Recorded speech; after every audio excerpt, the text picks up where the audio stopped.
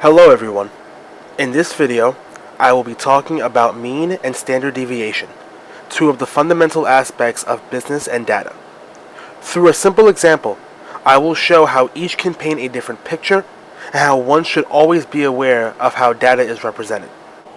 As you can see here, I have created a business called Company A, and I have listed the starting salaries of their 10 employees. The mean is the average of a data set or population. So adding these salaries up and dividing by 10 will give you an average starting salary of $48,000. This isn't a bad starting salary, but the mean does not give you the whole story. Standard deviation gives a much better representation of the data. It tells us how much variation there is from the mean.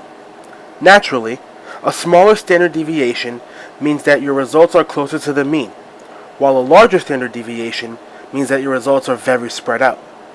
As shown here by this formula, to find the standard deviation, take the mean, subtract it from each salary, square each result, and then find the sum. Then take the square root of that sum and divide it by the number of points in the dataset.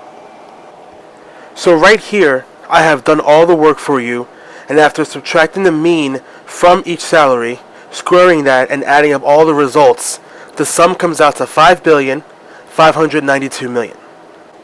Taking the square root of $5,592,000,000 and then dividing by 10, we get a standard deviation of $7,477.97.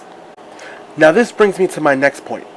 For a normal distribution, also known as a bell curve, 68% of your data will fall within one standard deviation of the mean. 95% of your data will fall within two standard deviations of the mean, and 99% of your data will fall within 3 standard deviations of the mean. Now what does this mean? If you look toward the bottom, based on our results, 99% of employees' starting salaries will fall between approximately $25,500 and $70,500. This is more representative of the data and seems to tell the truth.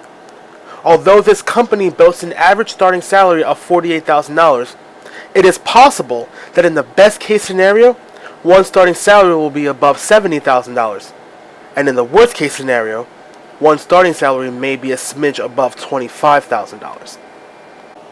In conclusion, it is always important to know how to interpret data, and to never take it solely at face value. The quantity of data you have is virtually meaningless unless you know what details you can derive from it. I hope you all have enjoyed this video. Until next time.